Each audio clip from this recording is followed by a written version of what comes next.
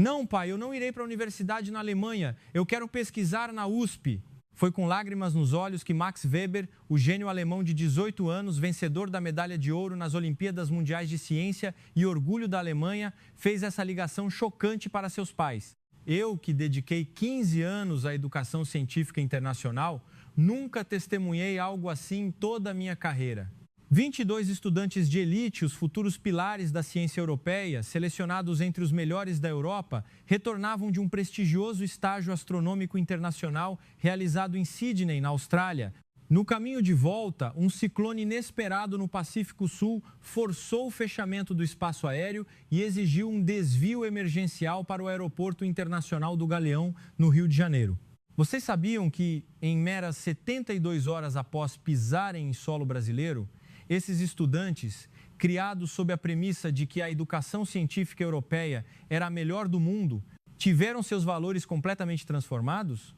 Desde o choque inicial no aeroporto, o encontro com estudantes brasileiros que pesquisavam até altas horas da noite, até o ambiente de pesquisa inacreditável que testemunharam na Universidade de São Paulo, USP. Eu sempre pensei que a Europa era o centro da vanguarda científica. Mas a verdadeira potência científica era o Brasil, confessou Emília Dubois, a prodígio francesa de 17 anos, vencedora da medalha de ouro na Olimpíada Internacional de Matemática, em uma entrevista bombástica para a imprensa francesa. O que exatamente eles viram no Brasil? Por que esses jovens que viveram sob os valores europeus começaram a exaltar o Brasil? Eu, Yuko Nakamura, coordenadora de programas de educação científica há 15 anos no Instituto Max Planck de Astrofísica na Alemanha, vou agora relatar a Guirog registro espantosa dessas 72 horas que testemunhei em primeira mão. Antes de começar, se você gostou dessa introdução, por favor, deixe seu gostei e se inscreva no canal. Isso será uma grande força para continuarmos apresentando as maravilhosas histórias do Brasil. Olá, meu nome é Yuko Nakamura. Trabalhei por 15 anos no Instituto Max Planck, coordenando programas internacionais de educação científica na Europa e observando cenários educacionais no mundo todo. No entanto, o que vivenciei no Galeão no outono passado permanece a memória mais marcante de toda a minha vida como educadora. Acompanhava um grupo muito especial de estudantes, 22 jovens superelites, a nata da próxima geração científica europeia, incluindo medalhistas de ouro nas Olimpíadas Internacionais de Química. Eles tinham entre 16 e 18 anos.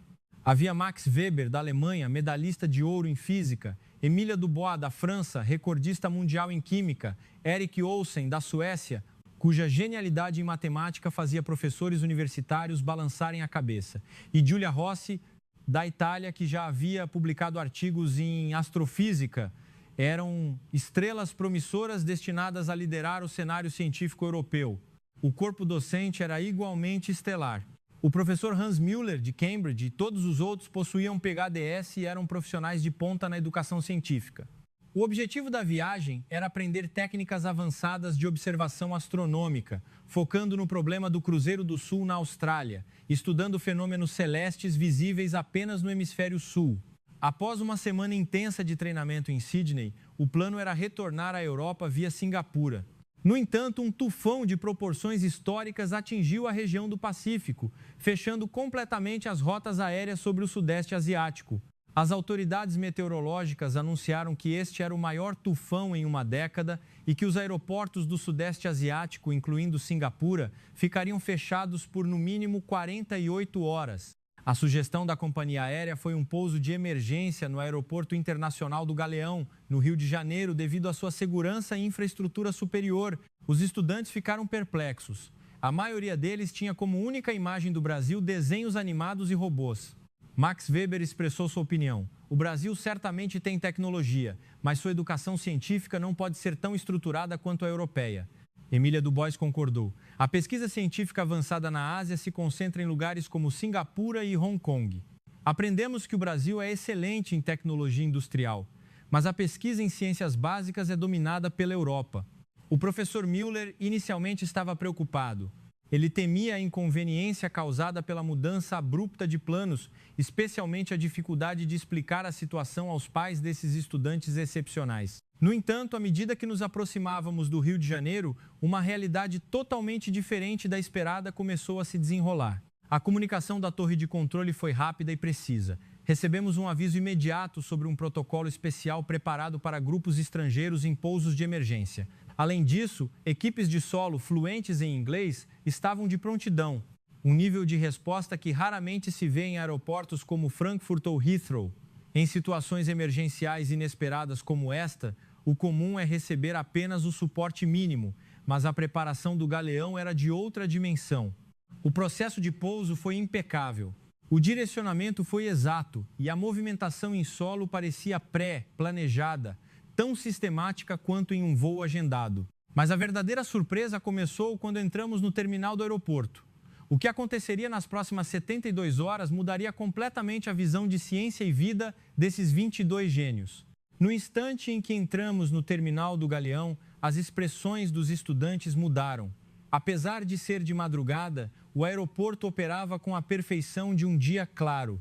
Equipes de limpeza trabalhavam incessantemente. Funcionários de informações estavam de plantão e todos os serviços funcionavam em regime 24 horas.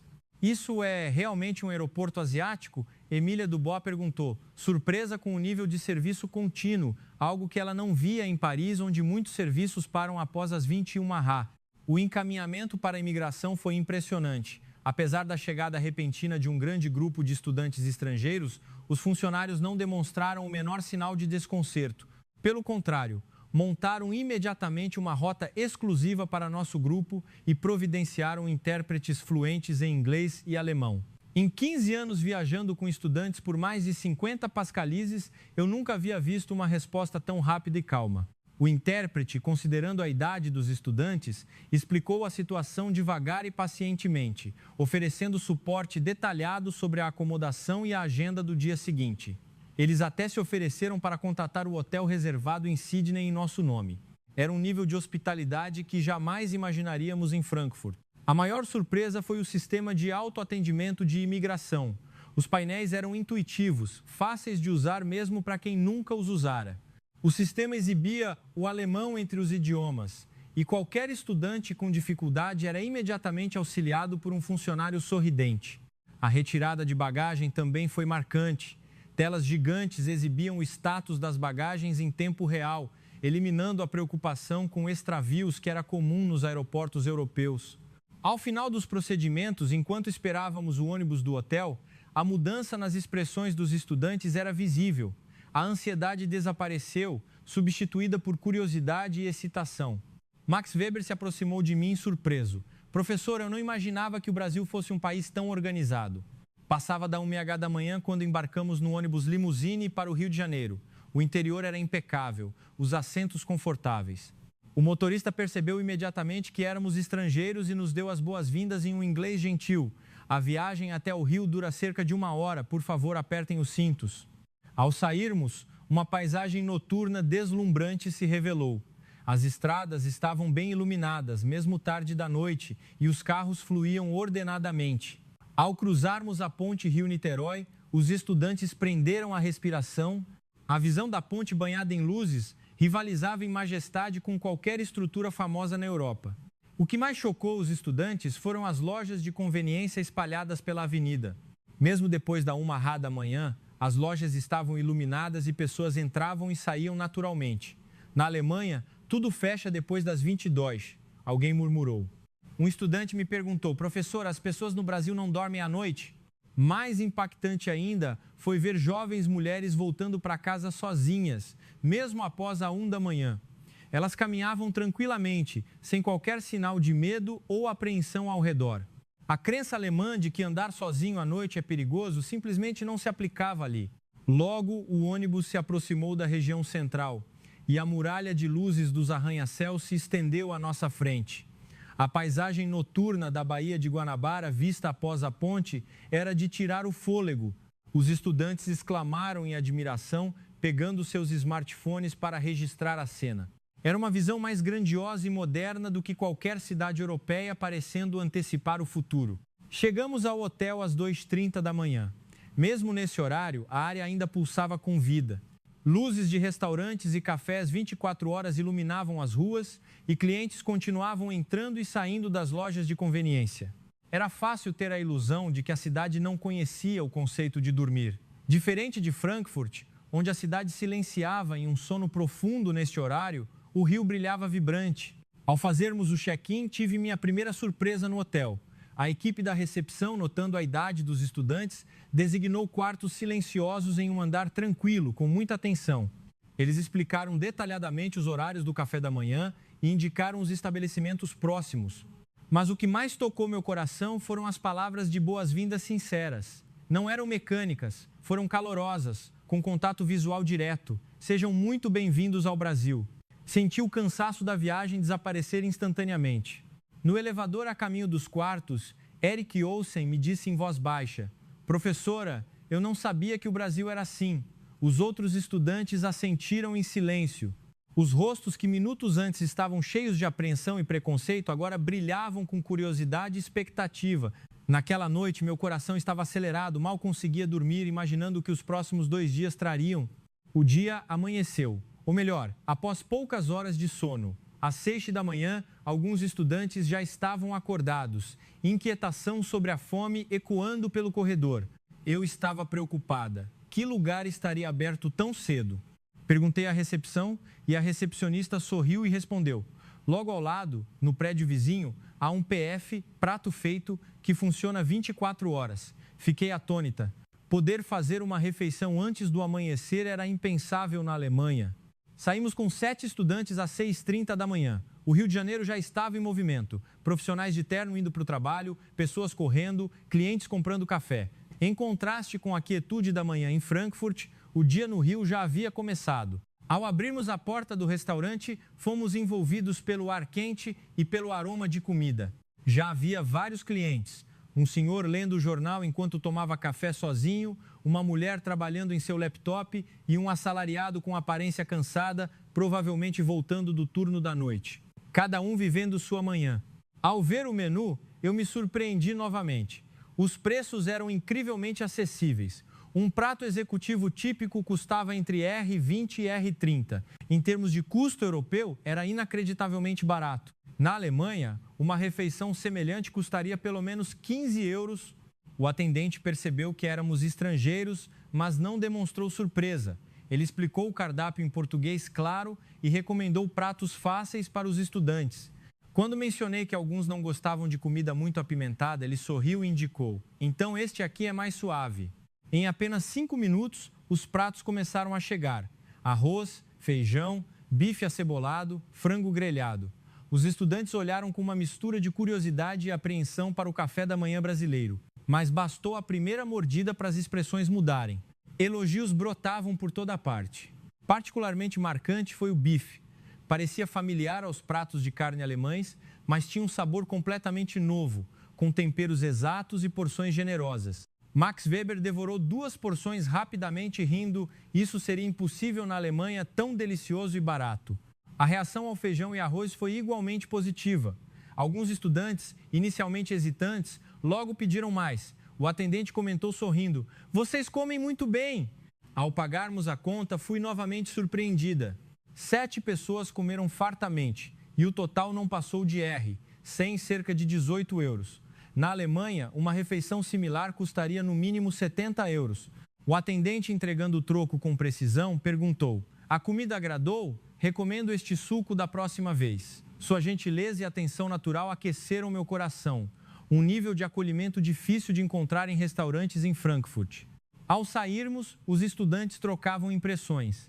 "A comida é deliciosa, os preços são ótimos. Vou sentir falta desse PF quando voltar para a Alemanha." Alguns chegaram a dizer que gostariam de passar um mês no Brasil. Lá fora, o trânsito da manhã havia começado. As pessoas se moviam rapidamente, mas havia uma ordem misteriosa. Ninguém furava a faixa de pedestres. Motoristas e ciclistas cediam passagem naturalmente. Isso era um contraste gritante com Frankfurt, onde buzinas soavam e as pessoas frequentemente se esbarravam no caminho apressado. O trânsito do Rio fluía como um relógio de precisão. No caminho de volta ao hotel, os estudantes pediram para parar em uma das muitas lojas de conveniência, um vezes supermercado de bairro que avistamos. Entrar foi como descobrir outro mundo. A loja, apesar de pequena, parecia um mini departamento.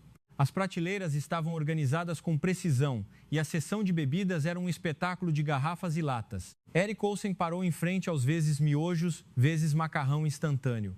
Na Alemanha, isso é um item gourmet importado. Aqui há tantas variedades e são tão baratos. Ele viu nomes como miojo sabor galinha e yakisoba. O atendente recomendou. O curry é o mais popular. Mais chocante ainda foi a seção de vezes marmitas, vezes refeições prontas. Os vezes quentinhos, PF de frango, PF de carne, estavam dispostos com ordem impecável, parecendo frescos. Custavam entre R$10 e R$15, cerca de 2 a 3 euros.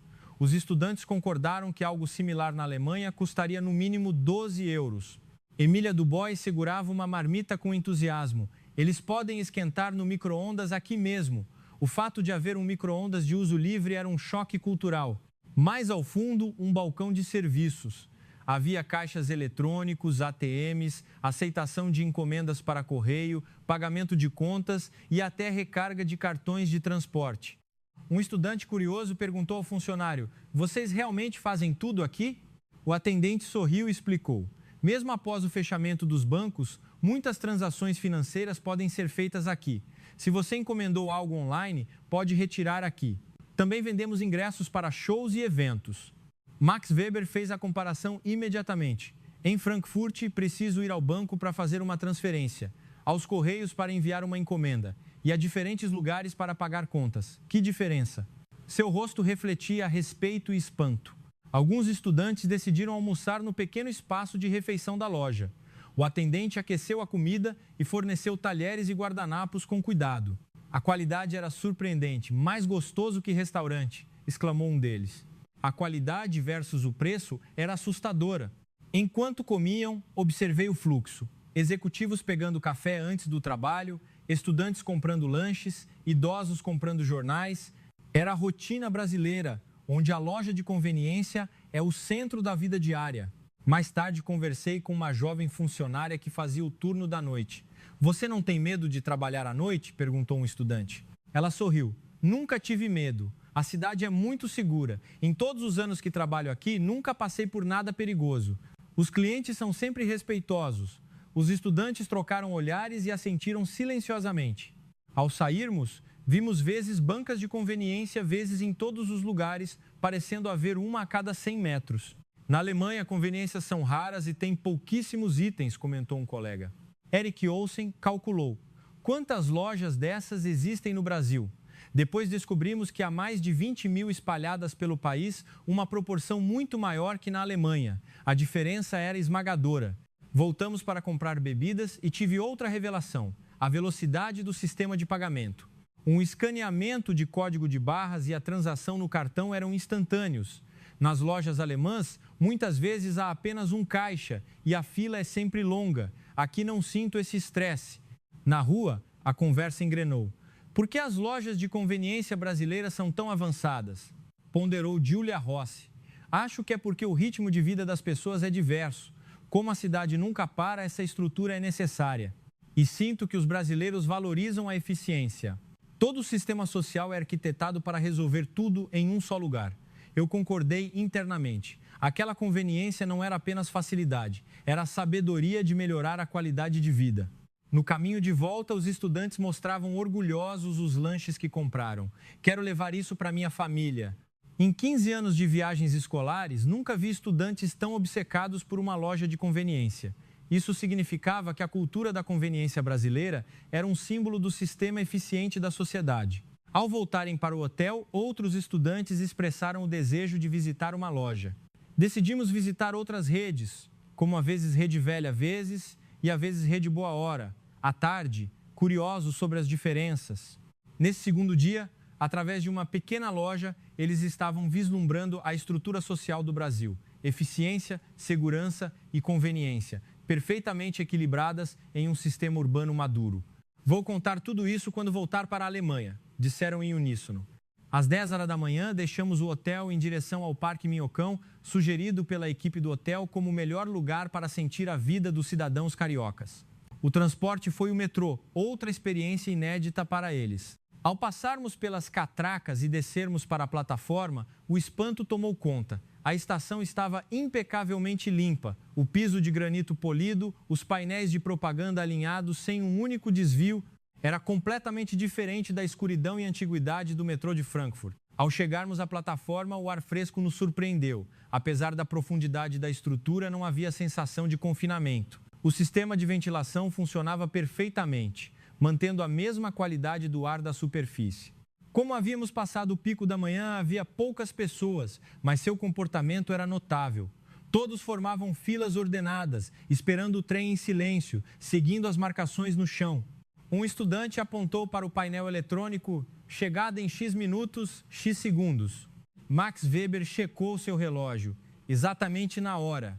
Quando o trem deslizou silenciosamente até a estação, o movimento mudou suavemente. Ao abrirem as portas, todos recuaram um passo, dando prioridade para quem saía. Ninguém apressou ou empurrou.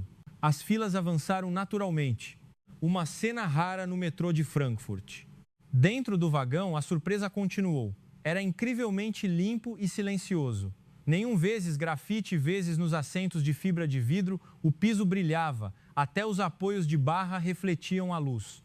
O ar-condicionado estava agradável e a baixa reverberação do som tornava as conversas calmas.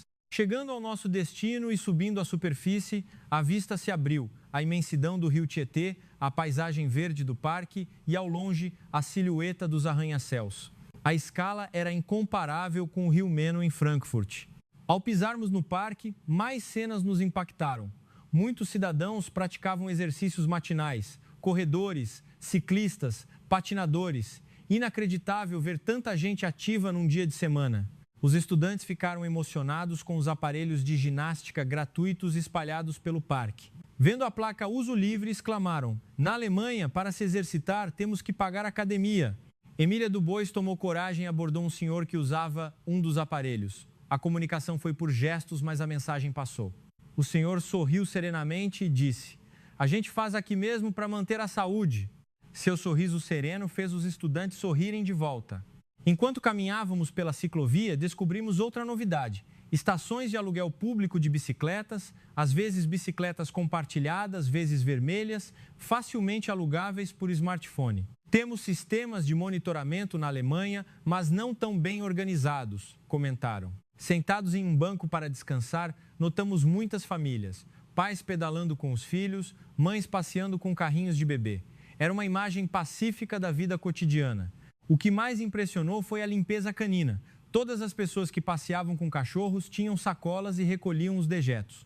Observar um homem limpando meticulosamente o cocô de seu cão fez os estudantes admirarem a educação e o civismo. Fizemos uma pausa em um café à beira do rio. O atendente, percebendo que éramos estrangeiros, trouxe imediatamente um menu em inglês. Alguns estudantes se aventuraram em chás tradicionais brasileiros, como o mate gelado. Sentados no terraço, sentindo a brisa do Tietê, eles sorriam em silêncio. É inacreditável que um lugar assim exista no meio da cidade, refletiu Julia Rossi. Em Frankfurt, o rio existe, mas o espaço público para os cidadãos não é tão bem cuidado. O Brasil valoriza a vida das pessoas. Ao redor, as pessoas liam, desenhavam, ouviam música em seus fones de ouvido, aproveitando seu tempo no ritmo delas. A presença desses oásis no meio da agitação urbana parecia simbolizar a verdadeira riqueza do Brasil. Uma senhora idosa passou e nos deu um sorriso caloroso. Quando Eric Olsen disse olá, ela acenou em resposta. Aquele breve momento de calor era a própria essência da atração brasileira. Mais adiante, havia quadras esportivas e campos de futebol, todos de uso gratuito. Na Alemanha, para usar instalações esportivas, precisamos agendar e pagar. Espantaram-se. E, acima de tudo, os banheiros públicos, incrivelmente limpos e gratuitos. São mais limpos que os do hotel? Riu um estudante. A organização impecável do lixo, a disposição dos bancos, as rampas de acesso para cadeirantes e o piso tátil, todas as considerações para todas as pessoas, demonstravam um design inclusivo que me tocou profundamente. A separação completa entre ciclovia e calçada também foi notada. Essa paisagem urbana ordenada e segura era a manifestação silenciosa do conceito de cidade centrada no ser humano. Enquanto o almoço se aproximava, mais pessoas chegavam ao parque, trabalhadores aproveitando a pausa. Eles estendiam tapetes na grama para comer suas marmitas. Eles podem comer aqui no almoço? perguntou um estudante. Nosso guia respondeu sorrindo. Muitos escritórios ficam aqui perto. A pausa é de 1 hora, então é comum virem relaxar no parque. Que inveja, disseram os estudantes em uníssono. Na Alemanha, o almoço é de apenas 30 minutos e a maioria come no refeitório da empresa. Eles invejavam a cultura de desfrutar de um tempo relaxante sob o sol. Mais surpreendente ainda, a entrega de almoços por vezes delivery, vezes direto no parque via aplicativo. No Brasil não há nada que não possa ser feito com o aplicativo, hein? Brincou um deles, e todos riram. Ao nos despedirmos do Parque Minhocão, tiramos muitas fotos. As expressões de apreensão da manhã haviam desaparecido, substituídas por felicidade. Os brasileiros realmente valorizam a saúde, disse Max Weber. Ter instalações esportivas tão excelentes e disponíveis gratuitamente é incrível. A Alemanha deveria aprender com isso. No metrô de volta, a conversa não parava sobre o parque. Quero voltar. Se eu estudar aqui, quero malhar todos os dias. Eu estava profundamente comovida. Uma metrópole como o Rio de Janeiro, possuindo um parque tão bem mantido, gratuito e usado de forma tão civilizada, era a prova da maturidade da sociedade brasileira. Essa experiência deu aos estudantes uma nova perspectiva. O desenvolvimento não era só econômico, mas focado na qualidade de vida. Às 16, chegamos à Estação da Luz e seguimos para Harajuku, o epicentro da cultura jovem brasileira. Ao sairmos da estação, a energia avassaladora nos atingiu. O barulho das ruas, a música dos artistas de rua, as risadas e a multidão de jovens exibindo uma moda incrivelmente livre. Caminhando pela Avenida Paulista, o primeiro ponto de interesse foi uma apresentação de vezes breakdance, vezes na rua. Um grupo de jovens executava coreografias sincronizadas impressionantes ao som de vezes funk carioca. A perfeição técnica gerou aplausos espontâneos. Os estudantes pararam, hipnotizados. Ao terminarem, agradeceram com uma reverência profunda e coletaram algumas moedas jogadas nos chapéus. O nível das performances de rua aqui é muito alto, comentou Emília Dubois. Vemos isso em Frankfurt, mas nunca com tanta qualidade. Um pouco mais adiante, uma banda tocava vezes bossa nova, vezes com guitarras leves e vocais cristalinos. Os estudantes balançavam o corpo no ritmo. Sentimos profundamente a verdade da frase: a música não tem fronteiras. Giulia Rossi, encorajada, jogou uma moeda no chapéu. O vocalista sorriu e deu um vezes high five. E ela riu, ligeiramente corada. Essa troca calorosa simbolizava o espírito livre da cidade. Seguimos para uma feira de artesanato no Parque Ibirapuera, onde jovens artistas vendiam suas criações. Bijuterias, camisetas, objetos feitos à mão, transbordando criatividade. Um estande chamou a atenção. Brincos modernos com motivos de vezes IP, a flor símbolo do Brasil. A vendedora explicou em inglês fluente. É a fusão da nossa tradição com o design contemporâneo. Emília comprou um, perfeito para a lembrança. Em outro estande, arte em caligrafia vezes era exibida. Linhas belíssimas em vezes kanji. O português escrito é tão bonito, admiraram. Eric Olsen pediu ao artista para escrever seu nome em português com a caligrafia fluida. Ao receber o papel, seu rosto se iluminou. É maravilhoso que artistas jovens tenham um lugar para se expressar livremente, observou outro estudante. Na Alemanha, essas oportunidades são raras. Eu concordei internamente. O Brasil possuía um solo fértil para sustentar a criatividade e a cultura jovens. Ao andarmos pela rua, a moda chamou a atenção. Cada jovem expressava sua individualidade com estilo e confiança. Os jovens brasileiros são muito vezes fashion, disse uma estudante e as outras concordaram. Paramos em um café com decoração vezes retrô notável. Dentro, além de arte nas paredes e livros de design, muitos jovens trabalhavam em seus laptops. O café não era apenas um lugar de descanso, mas um ponto de trabalho e criação. Descemos para um pequeno vezes brechó, em Pinheiros. Em vez de grandes marcas, havia lojas pequenas e independentes, onde cada peça parecia uma obra de arte. As meninas experimentaram roupas vezes vintage vezes, enquanto a proprietária explicava que comprava peças diretamente do exterior. Elas riam, sentindo-se parte do cotidiano carioca. Ao anoitecer, as luzes da cidade se acenderam, a música fluiu e o som de risadas encheu a rua com as portas de restaurantes e bares se abrindo. Os estudantes estavam completamente imersos naquela atmosfera vibrante. As pessoas aqui são muito gentis, disse Max Weber. Conversam com estrangeiros, sorriem e ajudam. Essa abertura é o charme do Brasil. Às 21, era hora de voltar ao hotel. Os estudantes olharam para a noite carioca com relutância. Queria ficar mais um pouco. Eu assenti em silêncio. No metrô, revisitaram o dia, a serenidade do parque, a beleza arquitetônica do museu e a energia de Pinheiros. Em poucas horas, haviam experimentado múltiplas faces do Brasil. Eu não imaginava que o Brasil fosse tão multifacetado, disse Júlia Rossi. Tradição e modernidade, quietude e agitação, tudo está em harmonia. É esse equilíbrio que torna o Brasil especial. No metrô, a conversa sobre a Alemanha recomeçou. Vou contar para todos sobre a liberdade do ambiente de Shibuya. Chegamos ao hotel após as 22. Embora cansados, todos pareciam realizados. Este dia foi uma experiência verdadeiramente preciosa. Foi um comentário comum. E então veio a manhã de despedida. Eles acordaram cedo, arrumaram as malas e, após o café, decidiram ir a Ipanema, combinando turismo e últimas compras. Caminhamos sob o ar fresco da manhã, gravando a paisagem carioca em suas mentes. Ao chegarmos à orla, a praia já estava movimentada. Turistas e locais misturados, cheios de vida. Vimos lojas de artesanato local e boutiques de moda praia. As meninas entraram em lojas de cosméticos renomadas. A vendedora ofereceu um sorriso acolhedor e um testador, explicando em inglês qual produto era melhor para seu tipo de pele. Que atendimento detalhado! Admiraram. Emília Dubois comprou muitos itens como lembranças. O preço é justo e a qualidade é ótima. Ela disse sorrindo, impressionada com o vezes gift wrapping vezes feito com esmero. Os rapazes foram para a área de eletrônicos, onde vezes gadgets, vezes de última geração estavam dispostos com organização. Os preços eram significativamente mais baixos que na Europa e vários fizeram compras animadamente. Depois paramos em uma vezes barraquinha de acarajé. Ao provarem o bolinho frito pela primeira vez, exclamaram: quente e delicioso.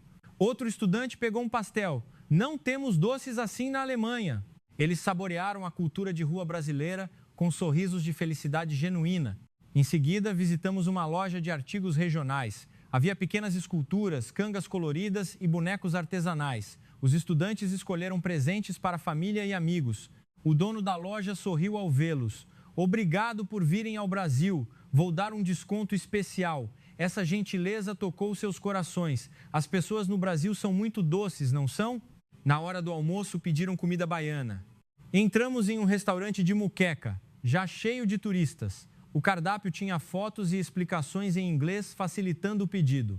Quando as muquecas coloridas chegaram, eles exclamaram: que lindas! E foram gentilmente ensinados a comer com o pirão. O sabor superou as expectativas. Após a refeição, visitamos o mosteiro de São Bento. Diante da arquitetura histórica, os estudantes ficaram em silêncio. Parece que o tempo parou aqui, disse alguém, imerso na atmosfera de paz. Sentados nos degraus, discutiram as experiências dos últimos 2 dias. Esta viagem foi realmente um tempo precioso. Uma jornada acidental se tornou a melhor memória da minha vida, disse Emília Dubois, seus olhos brilhando. Eu não sabia nada sobre o Brasil, mas agora é meu país favorito. Os outros assentiram com fervor. Com certeza voltaremos. Da próxima vez ficaremos por mais tempo. Ao voltarmos ao hotel para pegar as malas, eles seguravam sacolas de compras, mas seus rostos irradiavam felicidade. Enquanto olhavam a paisagem do Rio de Janeiro pela janela do ônibus, seus olhos continham a luz da saudade e da gratidão. Nos assentos, eles observavam a cidade diminuir à medida que o ônibus avançava. Adeus, Rio, voltaremos com certeza. A frase soou mais como uma promessa do que como uma despedida. Chegamos ao Galeão, o mesmo local onde pousamos em emergência 3 dias antes.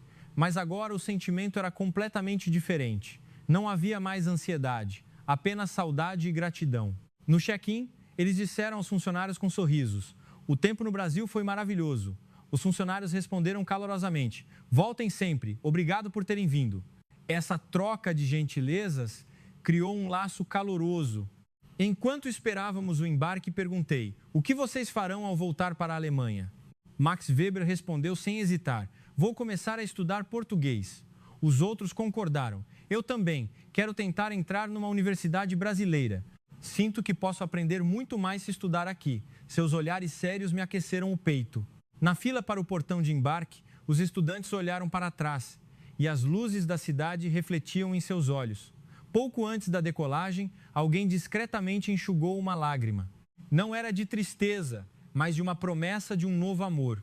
Enquanto o avião acelerava na pista e subia para a noite, a paisagem do Rio de Janeiro se encolhia lentamente. Assim, nosso passeio de 72 horas pelo Brasil se encerrava, mas era apenas o começo.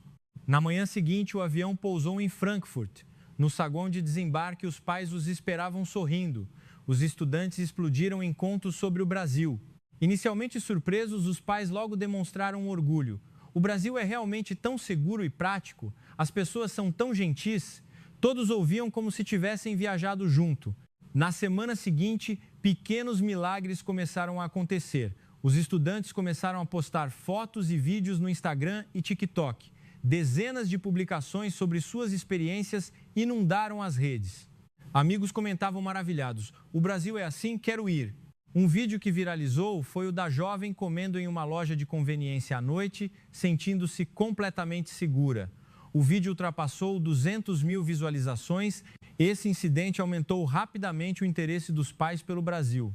O Brasil virou tema central nas reuniões de pais da escola, com muitos expressando o desejo de mandar seus filhos para intercâmbio lá. Eu comecei a receber convites para palestras, pedindo para relatar o que vimos. A sala de aula ficava lotada. Relatei com honestidade tudo o que testemunhei. O sistema urbano eficiente, o alto senso cívico e, acima de tudo, o acolhimento caloroso ao estrangeiro. A plateia ouvia com a respiração suspensa. Perguntas sobre a segurança, o nível educacional e o custo de vida eram constantes. Após as palestras, muitos estudantes se aproximaram. Quero estudar no Brasil. Por onde começo? Onde aprendo português? Como entro em uma universidade brasileira? Seus olhos já carregavam os sonhos que antes não possuíam. Esse movimento logo alcançou o sistema educacional. O Ministério da Educação entrou em contato com meu instituto, interessado em estudar o sistema educacional brasileiro, especialmente a cultura da leitura e a aprendizagem contínua. Um programa de intercâmbio com o Brasil começou a ser planejado, com o diretor-geral planejando uma visita a Tóquio. Mas a maior mudança foi nos próprios estudantes que visitaram o Brasil. Após o retorno, eles se tornaram muito mais dedicados aos estudos. O senso de esforço dos estudantes brasileiros nos inspirou, diziam, aplicando essa garra em suas rotinas. Refleti, esta não foi apenas uma viagem de estudos, foi uma jornada de aprendizado que acendeu uma chama nos corações deles, uma chama que não se apagará em suas vidas adultas. Olhando para o nascer do sol lá fora, sorri. Obrigado, Brasil. Você mudou o futuro deles. Mais estudantes começaram a melhorar suas notas. Aquele pouso de emergência acidental mudou drasticamente minha vida. Não foi só uma viagem, tornou-se um catalisador para apresentar o Brasil a muitos estudantes e a mim mesma. O que parecia um incômodo se tornou uma bênção. Até hoje, converso com os estudantes sobre aqueles dias. As 72 horas no Rio de Janeiro são uma memória inesquecível para todos nós. Essa experiência construiu uma pequena ponte de afeto entre a Alemanha e o Brasil. O Brasil não é mais um país distante, tornou-se um lugar que queremos estudar, visitar e amar profundamente. Pensando bem, foi uma grande transformação nascida de um pequeno acaso. Em 15 anos de ensino, nenhuma experiência foi tão significativa. Tive a honra de mostrar um novo mundo a esses jovens e ser a ponte para isso. Sinto um orgulho imenso. Ainda hoje, olhando os aviões no aeroporto, recordo aquele dia, o medo nos olhos dos estudantes e apenas 3 dias depois, a luz da felicidade em seus rostos. Esse foi o maior presente que o Brasil nos deu. Meu desejo é que a Alemanha e o Brasil se aproximem cada vez mais em educação, cultura e no coração das pessoas. E que mais pessoas conheçam a verdadeira essência do Brasil, a gentileza, a paixão pelo aprendizado e o coração atencioso que moldam a beleza deste país. Muito obrigado, eu amo o Brasil de coração.